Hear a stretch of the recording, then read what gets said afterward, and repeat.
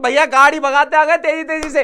Welcome to next topic commerce बेटा, मैं हूं सानिध्य सर, आपका इकोनॉमिक्स हैकर, और हम यहां पर देश का भविष्य बनाते हैं। तो मैं बताएं, ये वीडियो हमने वन शॉट डाल रखा है चैनल पे, अगर तुमने नहीं देखा है तो जाकर देख लो, क्योंकि रैपिड रिवीजन है। अगले 10 से 12 मिनट में इस चैप्टर को मैं रिवाइज करवा दूंगा। अगर तुमने पहले नहीं देखा है टॉपिक तो जाकर तुम्हें वन शॉट देखना पड़ेगा। तो जल्दी से चालू करते हैं अपने इस टॉपिक को और आते हैं हमारे इस पॉइंट पे जहां पे हम पढ़ने वाले हैं प्रेजेंटेशन ऑफ डेटा। इससे पहले हमने 2-3 चीजें पढ़ी हुई हैं। हमने डेटा को कलेक्ट करना सीखा, हमने डेटा को ऑर्गेनाइज करना सीखा। अब बात करेंगे प्रेजेंटेशन की। सर प्रेजेंटेशन क्या होता है? प्रेजेंटेशन ऑफ डेटा मींस कि डेटा को इस तरीके से प्रेजेंट किया जाए कि उसके सारे फैक्ट्स एंड फिगर्स आसानी से आप समझ सको और एनालाइज कर सको। Presentation of data means the data should be presented in such a way that the facts and figures are clearly understood and are capable of being analyse. क्या आप ऐसे नंबर्स को इस तरीके से प्रेजेंट करो कि उनको समझा भी जा सके और उसको एनालाइज भी किया जा सके। ठीक है बेटा, अब देखो किस तरह में आप प्रेजेंट कर सकते हो।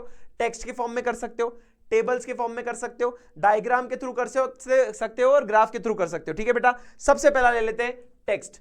टेक्स्ट के थ्रू कैसे करोगे? ग्राफ में आपने देखा है डेटा प्रेजेंट होता है, हाँ या ना? जैसे कि टेक्सचुअल फॉर्म होता है, एक डिस्क्रिप्टिव प्रेजेंटेशन होता है जहां पे आप टेक्स्ट को इस्तेमाल करके बड़े बड़े पैराग्राफ में डेटा को प्रेजेंट करते हो कि we have a class of 12th in school commerce with we have 15 boys 17 girls 15 boys are of age this। तो ऐसे करके एक पैराग्राफ होगा। ये होता है presentation of data in textual form. इसकी लिमिटेशन क्या है? आप इसको बेटा, इसकी लिमिटेशन ये है कि आपको पूरा थ्रू आउट पढ़ना पड़ेगा, आपको थ्रू आउट पूरा समझना पड़ेगा, स्टार्टिंग से लेके एंड तक आपको देखना पड़ेगा। इजीली समझ नहीं पाओगे अगर बीच में से पढ़ लिया तो, उसका कोई क्रस्ट नहीं निकाल पाओगे। हर एक लाइन आपके लिए इंपॉर्टेंट होगी, समझ आया? तो आपको इजीली अंडरस्टैंडेबल नहीं है, हर एक चीज पे ध्यान देना पड़ेगा, डेटास को बहुत क्लियरली रिमेंबर करना पड़ेगा कंपैरिजन के लिए। तो ऐसी कई सारी लिमिटेशंस की वजह से इसको यूजुअली नहीं किया जाता है फॉलो। पर एक दूसरा पार्ट आता है जो कि है आपका टैबुलर प्रेजेंटेशन। ये बहुत ही इंपॉर्टेंट और बहुत ही कारीगर माना जाता है। हम टेबल्स तो हर जगह देखते हैं, है ना? तो टैबुलर रिप्रेजेंटेशन क्या है भैया? रोज का और कॉलम्स का इस्तेमाल करके आप टेबल्स बनाते हो और डेटा को प्रेजेंट करते हो, उसे कहते हैं टैब्यूलेशन। ठीक है बेटा, अब इसमें ऑब्जेक्टिव क्या होता है? आप कंपेयर कर सकते हो। आपने हमेशा देखा होगा जब आप कंपेयर करते हो तो दो टेबल्स को कंपेयर करते हो, टेबल्स आपको कंपैरिजन में मदद करता है। ये रहा आपकी पिछले साल के खर्चे, ये रहे आपके इस साल के खर्चे, कंपेयर कर लो, टेबल बना लो, हाँ या ना? तो इन चीजों को आप कंपेयर कर सकते हो। ये काफी कॉम्प्लेक्स डेटा को काफी सिंप्लीफाई कर देता है बेटा। ठीक है, कॉम्प्लेक्स डेटा को काफी ज्यादा सिंप्लीफाई कर देता है और रेफरेंस के लिए बहुत जरूरी है। अगर आपको रेफरेंस लेना हो कि यार तुमने इस साल जो तुमने पैसा कमाया हर महीने, क्या वो अच्छा कमाया कि बुरा कमाया, वो तुम पिछले वाले टेबल से रेफर करके ले सकते हो। ऐसे कई सारे आपको ऑब्जेक्टिव यहां पे पूरे होते हैं जब आप टैबुलर रिप्रेजेंटेशन करते हो तो। ठीक है, अब एक अच्छा टेबल कैसे बनता है, उसकी जरूरतें क्या होती है? टाइटल अच्छा हो, मैनेजेबल साइज हो, अट्रैक्टिव लगना चाहिए, ठीक है, सिंपल होना चाहिए, कंपैरिजन में हेल्प करे। ऐसे कई सारे रोज और कॉलम को दोनों को नंबर करो, क्लैरिटी दिखे, ऐसे कई सारे पॉइंट्स यहां पे बनते हैं जो कि टेबल को आसान बनाने के लिए, अट्रैक्टिव बनाने के लिए अच्छे टेबल की क्वालिटी ये होती है। ठीक है बेटा, अब आते हैं सर यहां पे देख लेते हैं ना टेबल का फॉर्मेट क्या होता है। देखो टेबल का फॉर्मेट ये है, मैं हर एक पॉइंट एक्सप्लेन नहीं करूंगा, मैंने इसलिए टेबल प्रेजेंट कर दिया। आप यहां देख सकते हो टेबल नंबर आपको दिख रहा है, कॉलम हेडिंग आपको दिख रही है, रो का टोटल यहां दिख रहा है, तो आप इसको चेक करके एक बार इसको कंप्लीट भी कर सकते हो। बेटा स्क्रीनशॉट ले लो इसका फटाक से। ठीक है बेटा, चलो जी, अब आते हैं क्लासिफिकेशन ऑफ टेबल्स। टेबल्स कितने प्रकार के हैं? देखो यहां पे पर्पस, नेचर और कवरेज के बेसिस पे आप टेबल्स को डिवाइड करते हो। सबसे पहले पर्पस क्या है? देखो अगर आपका पर्पस जनरली टेबल ऐसे ही बना लेना है कि बना के पटक दो, डेटा को प्रेजेंट करना था इसलिए टेबल बना दिया, तो उसे हम जनरल पर्पस टेबल कहते हैं, जो कि हर किसी चीज के लिए इस्तेमाल हो सकता है। जैसे गवर्नमेंट डिपार्टमेंट में कई सारे टेबल्स बन जाते हैं और सिर्फ रखे रहते हैं, वो सिर्फ उनके यूज के लिए होता है कि भैया डेटा को बना दो, प्रेजेंट कर दो टेबल में, बस और कुछ नहीं। स्पेशल पर्पस टेबल जो होता है उसका एक मकसद होता है। उसका एक मकसद क्या है? उसका मकसद है जिस चीज के लिए बना रहे हो वो उसका एक पर्पस है, वो एक डिफाइंड पर्पस है और उसी चीज के लिए इस्तेमाल हो। जैसे कि जनरल पर्पस तो किसी के लिए भी इस्तेमाल किया जा सकता है, ऐसा टेबल जो कि सब चीजों के लिए इस्तेमाल किया जा सके, वो जनरल पर्पस टेबल है। स्पेशल पर्पस टेबल मतलब किसी स्पेशल एनालिसिस के लिए आप बना रहे हो। जैसे कि मैंने अपनी कंपनी में रेवेन्यू चेक करना है कि मैं पिछले 4 साल में क्या कमा रहा हूं, बेहतर कमा रहा हूं कि खराब कमा रहा हूं, उसको चेक करने के लिए मैंने 4 साल के रेवेन्यू का मैंने एक टेबल बनाया और कंपेयर किया। इसे कहते हैं स्पेशल पर्पस टेबल, कि रेवेन्यू चेक करने के लिए मैंने रेवेन्यू का एनालिसिस करने के लिए एक टेबल बनाया, ठीक है। फिर आता है नेचर ऑफ डेटा, डेटा किस नेचर का है। अगर ओरिजिनल टेबल है मतलब प्राइमरी डेटा है, प्राइमरी टाइम टेबल है कि रॉ डेटा को आपने पहली बार टेबल में प्रेजेंट किया, इसे कहते हैं ओरिजिनल टेबल। सबसे पहली बार जब टेबल बनता है ओरिजिनली डेटा से, आप जब पहली बार टेबल बनाते हो उसे हम ओरिजिनल टेबल कहते हैं। लेकिन कई बार क्या होता है, जो एक टेबल होता है ना, इसका एनालिसिस करके एक और कोई कंक्लूजन निकलता है, मतलब इस टेबल को चेक करके आप इससे इंफॉर्मेशन निकाल के एक और नया टेबल बना सकते हो, और उस टेबल का एक अलग कंक्लूजन, एक अलग पर्पस, एक अलग मीनिंग होता है कि इसको हमने एक टेबल से दूसरा टेबल इसलिए बनाया क्योंकि ये किसी पर्पस को सॉल्व कर रहा है। उसे हम कहते हैं डेराइव्ड टेबल। डेराइव्ड टेबल मतलब किसी और टेबल से डिराइव होकर नया टेबल बनाया हमने, ठीक है बेटा। ये होता है एक सेकेंडरी टेबल कह सकते हो आप, इसी से दूसरा डेराइव टेबल बनता है। क्लियर। अब आता है कवरेज। कवरेज का एक्सटेंड देखना हो, देखो सिंपल टेबल आप समझते हो, जहां पे सिंपल आपका एक कंपैरिजन चल रहा है, सर कंपैरिजन नहीं, सिंपल आपने डेटा प्रेजेंट कर दिया एक टेबल के फॉर्म में, दैट इज सिंपल टेबल, ठीक है। कॉम्प्लेक्स टेबल मतलब क्या होता है, तीन तरह के। एक है भैया आपका two way table. Two way table मतलब इसमें आपको दो वेरिएबल, दो सब हेड्स दिखेंगे। थ्री वेरिएबल मतलब थ्री वे टेबल क्या होता है, थ्री वे टेबल जहां पे आपको तीन सब हेडिंग्स मिल जाएंगी, कॉलम्स मिल जाएंगे, सब हेडिंग्स मिल जाएंगी। और मैनीफोल्ड मतलब जहां पे बहुत सारे आपको कॉलम्स और सब हेडिंग्स मिलने वाली हैं, ठीक है। हमने पहले वाले टॉपिक्स में भी पढ़ा हुआ है ऑर्गेनाइजेशन के अंदर कैसे मैनीफोल्ड काम करता है, कि भैया रूरल एरिया है, रूरल में मेल और फीमेल अलग कर दिए, मेल में भी लिटरेट और इलिटरेट अलग कर दिए, और उसमें भी हिंदू और नॉन हिंदू अलग कर दिए, इसे हम मैनीफोल्ड कहते हैं, जहां पे बहुत सारे सब हेडिंग्स बनती जा रही हैं, ठीक है बेटा। अब आता है diagrammatic presentation of data. Diagram के थ्रू भी आप डेटा को प्रेजेंट कर सकते हो, इसे हम डायग्रामेटिक प्रेजेंटेशन कहते हैं। काफी अट्रैक्टिव होता है। कैसे अट्रैक्टिव होता है, देखो यहां पे दो तरीके के हैं, एक है वन डायमेंशन जिसको अपन 1D कहते हैं, और एक होते हैं टू डायमेंशन। तो वन डायमेंशन क्या है, जैसे कि आपके bar diagram, bar graph. Bar graph क्या होता है, हॉरिजॉन्टली या फिर आप वर्टिकली इस ऐसे रेक्टेंगुलर ऐसे शेप्स को प्रेजेंट करते हो टेबल के ऊपर। देखो diagram in which data is presented in the form of bars या रेक्टेंगल्स, बार्स या रेक्टेंगल्स की फॉर्म में इसको प्रेजेंट करते हो, और इसको इक्वी स्पेस में, इक्वी विड्थ में, रेक्टेंगुलर फॉर्म में एक कैटेगरी में डेटा को प्रेजेंट करते हो। जैसे कि हमारे पास यहाँ पे कई तरह के टेबल हैं। सबसे पहले देखो सिंपल बार डायग्राम। सिंपल बार डायग्राम क्या है, देखो यहाँ पे कुछ ईयर्स की पॉपुलेशन के बारे में बता रहा है कि 1951 में, 60 में, कि भैया कोई एक पॉपुलेशन या रेवेन्यू या कुछ भी डेटा को प्रेजेंट कर रहा है। फिर उसके बाद 10 साल बाद देखो कैसे दिखा रहा है, फिर उसके बाद 10 साल बाद को देखो कैसे दिखा रहा है, फिर 10 साल, फिर 10 साल, फिर 10 साल, ऐसे करके आप जब सिंपल तरीके से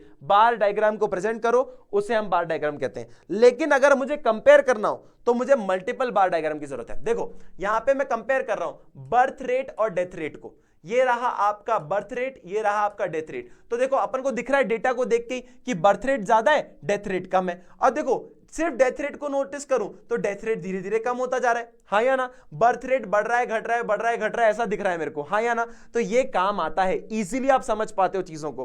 फिर आता है आपके पास कंपोनेंट बार डायग्राम। कंपोनेंट बार डायग्राम क्या है, देखो यहां पे राइस और व्हीट की एक ही बार डायग्राम में आपको पता चल रहा है कि एक ही बार में हमने दो हिस्से कर दिए। कैसे कर दिए, जैसे कि हमने 110 का प्रोडक्शन किया, 110 किलो प्रोडक्ट बनाया, 110 किलो अनाज बनाया, उसमें से 46 केजी क्या था आपका राइस था, और 64 केजी क्या था, व्हीट था। हमने एक ही बार में बता दिया। 110 तो हमने उगाया, इसकी हाइट 110 है, उसके दो हिस्से कर दिए। 64 जो है वो आपका क्या है बेटा, राइस, और 64 आपका व्हीट है, और 46 क्या है आपका राइस। इस प्रकार को हम कंपोनेंट बार डायग्राम कहते हैं। परसेंटेज बार डायग्राम क्या होता है, परसेंटेज की फॉर्म में इसको डिवाइड कर देना कि प्राइमरी सेक्टर, सेकेंडरी सेक्टर और टर्शियरी सेक्टर, इन तीनों के अंदर ज्यादा आपका प्रोडक्शन किस में हो रहा है, कौन सा ज्यादा शेयर लेता है। देखो 17-18 के ईयर में और 19-20 के ईयर में आप कंपैरिजन कर सकते हो। देखो 59.1% था, 22, अब ये क्या है 59.1%, ये टर्शियरी सेक्टर है।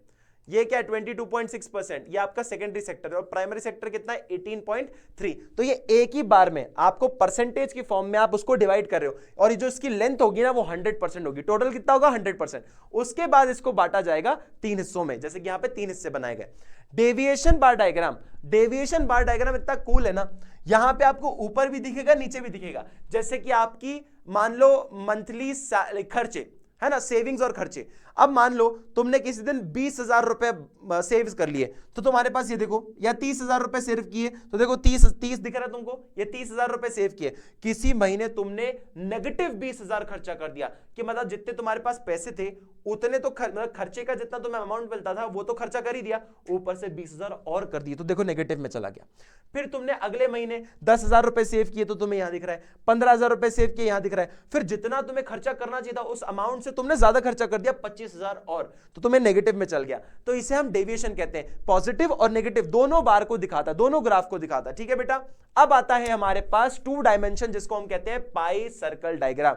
ये बेटा 2 डायमेंशन होता है। अब ध्यान से देखो, इसमें ना सर्कल में आप डिफरेंट वैल्यूज को पोर्ट्रे कर सकते हो, बहुत ही अट्रैक्टिव तरीका होता है पाई डायग्राम बनाने का। अब जैसे इसको मैं सिंपल तरीके से आपको समझाऊं, तो देखो मारुति, टाटा और हुंडई, ये हमारे पास 3 कंपनीज हैं। अब इनका मार्केट शेयर कैसा है, देखो ये मार्केट शेयर मैं यहां से समझ सकता हूं। देखो 199 डिग्री, मतलब सबसे ज्यादा हिस्सा किसका होगा, यहां पे अपने को दिख रहा है मारुति लिमिटेड का सबसे ज्यादा हिस्सा है। फिर सेकंड लार्जेस्ट इसका हिस्सा कितना है, टाटा का है। उसके बाद फिर लास्ट किसका है, हुंडई का है। तो ये मुझे शेयर बता रहा है, हिस्सेदारी बता रहा है कि कौन से प्रोडक्ट सबसे ज्यादा बिक रहे हैं, कौन से प्रोडक्ट सबसे ज्यादा बन रहे हैं। जैसे प्रोडक्शन की बात हो रही है तो कौन सी कंपनी ज्यादा प्रोडक्ट्स बनाती है, तो उस हिसाब से हम यहां पे देख सकते हैं। क्लियर बेटा, समझ आया। ये हमारा हो गया 2 डायमेंशनल। फिर आता है ग्राफिकल प्रेजेंटेशन ऑफ डेटा। अगर तुम्हें लग रहा है स्पीड ज्यादा है तो भैया डिटेल वीडियो जाकर देख सकते हो, चैनल पे वन शॉट अवेलेबल है। ये रिवीजन है इसलिए जल्दी जल्दी करवा रहा हूं। ध्यान से देखो, ग्राफिकल प्रेजेंटेशन ऑफ डेटा क्या, बस डेटा को ग्राफ के थ्रू प्रेजेंट करो, उसे हम ग्राफिकल रिप्रेजेंटेशन कहते हैं। ठीक है बेटा, अलग अलग points, line, graph, areas, geometric forms को हम प्रेजेंट कर सकते हैं। इसके अंदर 2 तरह की चीजें क्या है, ब्रॉडली कैटेगराइज कैसे किया है, फ्रीक्वेंसी डिस्ट्रीब्यूशन ग्राफ को प्रेजेंट कर रहे हो, टाइम सीरीज को कर रहे हो। अब फ्रीक्वेंसी डिस्ट्रीब्यूशन ऑफ ग्राफ में हम लोग हिस्टोग्राम को देख सकते हैं। हिस्टोग्राम क्या बताता है, एक क्लास को शो करता है आपके ग्राफ के ऊपर। ठीक है, देखो जैसे अगर मान लो क्लास इंटरवल्स अगर इक्वल हो, इक्वल मतलब 0 to 5, 5 to 10, 10 to 15, 15 to 20, सबके बीच में इक्वल गैप है। देखो 0 to 5, 5 to 10, 10, 15 to 20, 20 to 25, 25 to 30, 30 to 35, ये देखो सब में इक्वल गैप है। ये देखो इक्वल क्लास इंटरवल का आपका हिस्टोग्राम बन गया। अब यहां पे देखोगे हिस्टोग्राम आपका अनइक्वल क्लास इंटरवल हो। देखो 0 to 10, 10 to 20, 20 to 30, 30 to 40, यहां तक ठीक है। 40 to 60 सीधा देखो, 40 to 60, फिर 60 to 90 अनइक्वल है, ये ऐसे प्रेजेंट होता है। फिर देखो अगर मिड पॉइंट्स गिवन हो 6, 10, 15, 8, 20, 12, 3, 18, ये क्या है, सब मिड पॉइंट्स के थ्रू बनाए गए हैं, तो इसको हम मिड पॉइंट ग्राफ कहते हैं। ठीक है, मिड पॉइंट हिस्टोग्राम कह रहे हैं। उसके बाद आपका है क्लास इंटरवल अगर इंक्लूसिव हो, इंक्लूसिव देखो कैसे बनती है, 0 to 10.5, फिर 10.5 to 20.5, ऐसे करते करते करते आप यहां पे देख सकते हो, ये इस तरीके से प्रेजेंट होता है। ठीक है बेटा, अब फ्रीक्वेंसी पॉलीगॉन क्या है, फ्रीक्वेंसी पॉलीगॉन ध्यान से देखना, frequency polygon is a graphical presentation of frequency distribution. Frequency distribution को ग्राफ पे प्रेजेंट कर रहे हो, in which frequencies corresponding to the different values are first plotted and then joined by straight lines. कि आप पहले फ्रीक्वेंसी जो values है, डिफरेंट वैल्यूज है, उनको पहले प्लॉट करो, फिर उनको एक लाइन से जोड़ा जाता है। ठीक है बेटा, ये किस तरीके से हो सकती है, with the help of histogram, without the help of histogram. ठीक है, फ्रीक्वेंसी कर्व क्या होता है, फ्रीक्वेंसी कर्व बेटा आप एक फ्री हैंड कर्व बनाते हो मिड पॉइंट्स को टच करते हुए। ठीक है, ये भी आप समझ सकते हो, बहुत ज्यादा इंपॉर्टेंट नहीं है। लेकिन क्यूमुलेटिव फ्रीक्वेंसी कर्व क्या होता है, ये ध्यान से सुनना। क्यूमुलेटिव फ्रीक्वेंसी कर्व आपको पता है, क्यूमुलेटिव फ्रीक्वेंसी क्या होती है, less than 5, less than 10, less than 15 या मोर देन 5, मोर देन 5, आप मतलब फ्रीक्वेंसी का टोटल करते जा रहे हो, उसे हम क्यूमुलेटिव फ्रीक्वेंसी कहते हैं। हाँ या ना। अब देखो लेस देन ओजीव और more than ogive, less than ogive बोलता है भैया less than 5, less than 10, less than 15, less than, तो ये ऐसा अपवर्ड बढ़ता हुआ दिखता है हमको। हाँ या ना। अब उसी प्रकार इसका उल्टा कर दूं तो मुझे मोर देन मिल जाएगा, more than 5, more than 10, more than 15, more than 30, तो ऊपर से गिरता हुआ मुझे दिखेगा ये। हाँ या ना।